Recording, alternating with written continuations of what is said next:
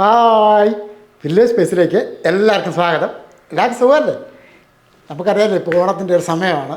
നല്ല തിരക്കാണ് എല്ലായിടത്തും. ഓണത്തിനൊക്കെ സാധാരണ ഒരുപാട് ഐറ്റങ്ങൾ കറികളൊക്കെ ഉണ്ട്, തൊടുകറികളൊക്കെ പ്രത്യേകിച്ചും. നല്ല ടേസ്റ്റുമാണ് അതൊക്കെ ഉണ്ടെങ്കിൽ ആ ഓണസദ്യക്ക് പൂർണ്ണത കിട്ടത്തുള്ളൂ. നമുക്കിന്ന് അതേപോലെ ഒരു സദ്യക്ക് വേണ്ടി ഒഴിച്ച് കഴിക്കുന്ന രീതിയിലുള്ള ഒരു ചെറുപയർ പരിപ്പ് കറി ഉണ്ടാക്കിയാലും പലർക്കും അറിയാം, എന്നാലും അറിയാൻ വേണ്ടി നമ്മളൊന്ന് ചെയ്യുകയാണ് ചെറുപയർ പരിപ്പ് കറി. ഇത് ഏകദേശം ഒരു 250 ഗ്രാം അളവിൽ ചെറുപയർ പരിപ്പ് നമ്മളെടുത്തിട്ടുണ്ട്. ഒന്ന് കഴുകി വൃത്തിയാക്കി ഇതേപോലെ കിഴുത്ത പാത്രത്തിൽ വെച്ചിരിക്കുകയാണ്. ഇതിൻ്റെ വെള്ളമൊക്കെ ഒന്ന് വാലാൻ വേണ്ടി ആദ്യം തന്നെ അടുപ്പൊന്ന് കത്തിച്ച ശേഷം ഒരു പാൻ അങ്ങോട്ട് വെക്കുക.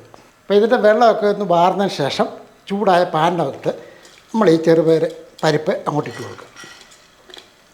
ഇതിപ്പോൾ ഞാനൊരു 250 ഗ്രാം എടുത്തതേ ഉള്ളൂ. നമ്മൾ ആവശ്യത്തിന് എടുക്കാവുന്നതാണ്. 100 150 ഗ്രാം ഓരോരുത്തരുടെ അംഗസംഖ്യ കൂടുതലനുസരിച്ച് പരിപ്പെടുക്കാവുന്നതാണ്.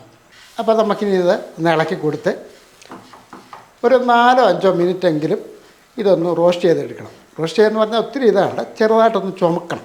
അത്രയും സമയം നമുക്കിതൊന്ന് ഇളക്കി കൊടുക്കാം. നന്നായിട്ടൊന്ന് ഇളക്കി ഒരു മീഡിയം തീയൊക്കെ വെച്ച് കരിഞ്ഞു പോകാതെ വേണം റെഡിയാക്കി എടുക്കാൻ. ഇപ്പോൾ ആ ബ്രൗൺ നിറം ആകുന്നതിനും വരെ നമുക്കൊന്ന് ഇളക്കി കൊടുക്കാം. ഇപ്പോൾ സദ്യക്കൊക്കെ ആണെങ്കിൽ നമുക്കറിയാമല്ലോ, ആദ്യമേ ചോറും മറ്റുള്ള തൊടികറിയൊക്കെ റെഡിയാക്കിയതിന് ശേഷം പരിപ്പ് ആദ്യം ഒഴിക്കുന്നത് ചോറിനകത്ത്. ഓരോ സ്ഥലത്ത് ഓരോ രീതിക്കായിരിക്കും. എൻ്റെ അറിവുള്ള കാര്യമാണ് ഞാൻ പറഞ്ഞത്. പരിപ്പൊഴിച്ചതിന് ശേഷമാണ് സാമ്പാറുമൊക്കെ ഒഴിക്കുന്നത്. അങ്ങനെ ഓരോന്നിനും ഓരോ ചിട്ടവട്ടങ്ങളുണ്ട്. സദ്യക്ക് വിളമ്പുന്നതിനും ആ ഇല ഇടുന്നവരെ നല്ല ഒരു ചിട്ടവട്ടമുണ്ട്. നല്ല അച്ചടക്കത്തോടു കൂടി തന്നെയാണ് അതൊക്കെ ചെയ്യുന്നത്. ഇപ്പോൾ ഏകദേശം ഒരു 3-4 മിനിറ്റ് ആയിട്ടുണ്ട് കേട്ടോ. ഇതുണ്ട്, പരിപ്പ് ചെറുതായിട്ട് ബ്രൗൺ നിറം ആകുന്നുണ്ട്. അപ്പം നമുക്കറിയാം ഒരു നല്ലൊരു സ്മെല്ലൊക്കെ കിട്ടും. ആ സമയത്ത് തന്നെ ഇതങ്ങ് നിർത്തിയേക്കും. അപ്പം ഈ ഒരു രീതിക്ക് വേണം പരിപ്പ് നമുക്ക് റെഡിയാക്കി എടുക്കാനായിട്ട്. ഇനി ഇത് നേരെ നമുക്ക് കുക്കറിൻ്റെ അകത്തോട്ട് ഇട്ട് കൊടുക്കാം. പെട്ടെന്ന് റെഡി ആയിക്കോളും.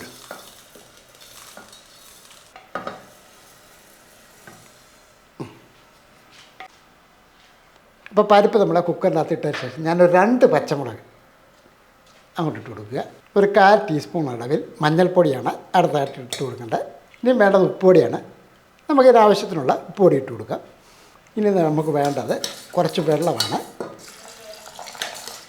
കാരണം ഇതൊന്ന് വേവിച്ചെടുക്കണമല്ലോ, അതിനുള്ള വെള്ളമാണ് നമ്മളിപ്പോൾ ഒഴിച്ച് കൊടുക്കുന്നത്.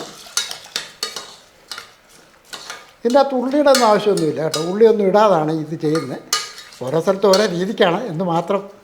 കുറച്ച് വെള്ളം ഒഴിച്ച് നമുക്ക് ഈ പരിപ്പൊന്ന് വേവിച്ചെടുക്കാം. അപ്പോൾ ആവശ്യത്തിലുള്ള വെള്ളം ഒഴിച്ചതിന് ശേഷം കുക്കറിൻ്റെ അകത്താകുമ്പോൾ പെട്ടെന്ന് റെഡിയാക്കി എടുക്കാം. നേരെ അടുപ്പത്തോട്ട് വെച്ച് കൊടുക്കുക. ഇനിയും വേണ്ടത് നമുക്കൊരു 3 വിസിലടിക്കണം. വിസിലടിച്ചിട്ട് വേണം നമുക്ക് ബാക്കിയൊക്കെ റെഡിയാക്കാൻ. വിസിലടിച്ചതിന് ശേഷം തീയൊന്ന് കുറച്ച് വെച്ചിട്ട് ഞാനിത് താഴോട്ട് വെക്കുകയാണ്. അവിടെ ഇരിക്കട്ടെ, തണുക്കട്ടെ. ഇനി നമ്മൾ കറി റെഡിയാക്കുന്ന ഇതിൻ്റെ അകത്താണ്. ഇതുപോലെ കുഴിവെള്ളം ചീരച്ചിട്ട് എടുക്കുക. നമുക്ക് കുറച്ച് വെള്ളം ഇതിൻ്റെ അകത്ത് ഒഴിച്ച് കൊടുക്കുകയാണ്.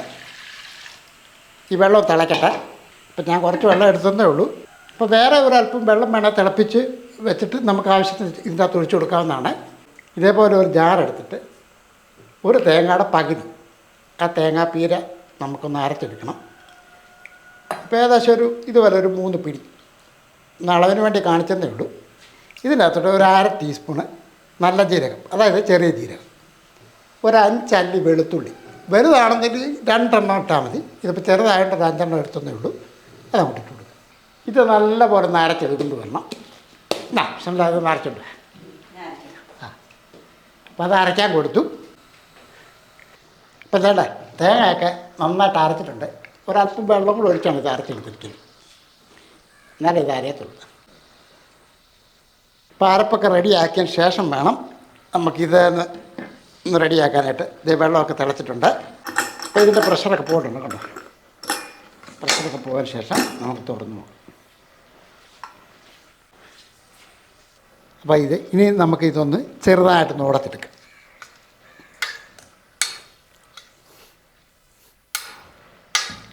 ഇതുകൊണ്ടോ അല്ല താവിയും കൊണ്ടോ എന്തെങ്കിലും കൊണ്ട് നല്ലപോലെ ഒന്ന് ഉടച്ചെടുക്കുക.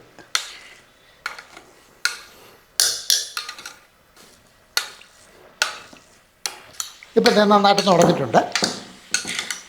ഇനി ഈ തിളച്ച വെള്ളത്തിനകത്തോട്ട് ഈ ചെറുപയർ പരിപ്പ് അങ്ങോട്ടിട്ട് കൊടുക്കുക. ഇച്ചിരി കൂടെ ഓടാനാണെങ്കിൽ നന്നായിട്ടൊന്ന് ഉടച്ചോണം കേട്ടോ. ഞാൻ ഒരു മീഡിയം രീതിയിലൊക്കെ ഉടച്ചതേ ഉള്ളൂ.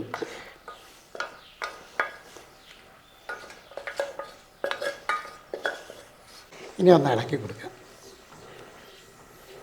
നമുക്കൊരല്പം ഉപ്പ് പൊടിയും കൂടി ഇട്ട് കൊടുക്കുകയാണ്. കാര്യം അത്ര വെള്ളം ഉള്ളതുകൊണ്ട് ഒരല്പം ഉപ്പ് കുറവായിട്ട് തോന്നുന്നുണ്ട്. അപ്പോൾ ആവശ്യത്തിന് ഉപ്പൊക്കെ ഇട്ട് കൊടുക്കണം. അതിനുശേഷം ഒന്നുകൂടെ ഇളക്കി കൊടുക്കും.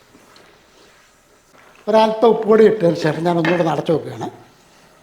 ഒരു 2 മിനിറ്റ് ഒന്നിരിക്കട്ടെ. അപ്പോൾ നമ്മൾ ഒരു 2 മിനിറ്റ് എടുത്തിട്ടുണ്ട്. ഇനി തുറന്ന് നോക്കിയിട്ട് ബാക്കി കൊടുക്ക് റെഡിയാണ്. ഇനി നമുക്ക് വേണ്ടത് ഈ അരപ്പാണ്. തീ ഒന്ന് കുറച്ച് വെക്കണം. ഇനി നമുക്ക് ഈ അരപ്പ് കൂടെ നമുക്ക് ഇട്ട് വെക്കാം. അപ്പോൾ തീ കുറച്ച് വെച്ചിട്ട് വേണം അരപ്പൊക്കെ ചേർക്കാനായിട്ട്. അത് ഒരുപാട് അങ്ങ് തിളച്ചും പോലെ. ഇപ്പോൾ അരപ്പൊക്കെ ചേർത്തതിന് ശേഷം നമുക്കൊന്ന് ഇളക്കി കൊടുക്കുക.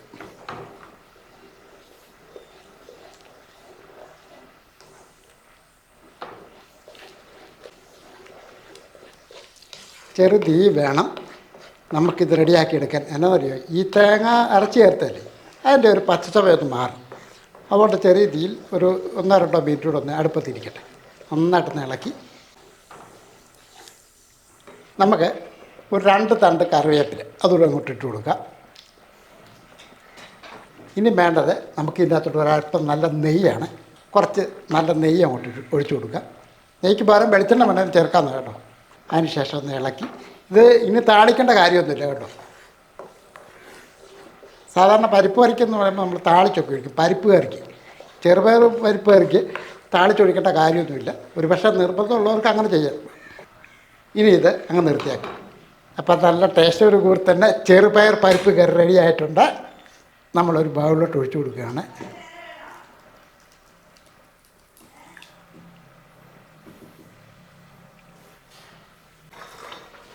ഇച്ചിരി ചോറെടുത്തിട്ടുണ്ട്. ഈ ചെറുപയർ പരിപ്പ് കറി ആ ചോറിലോട്ട് ഇച്ചിരി ഒഴിച്ചു കൊടുക്കുക.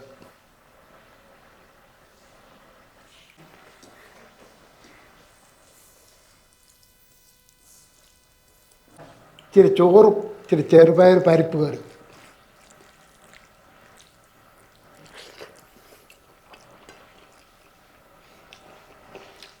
നല്ല അടിപൊളി ടേസ്റ്റ് കേട്ടോ.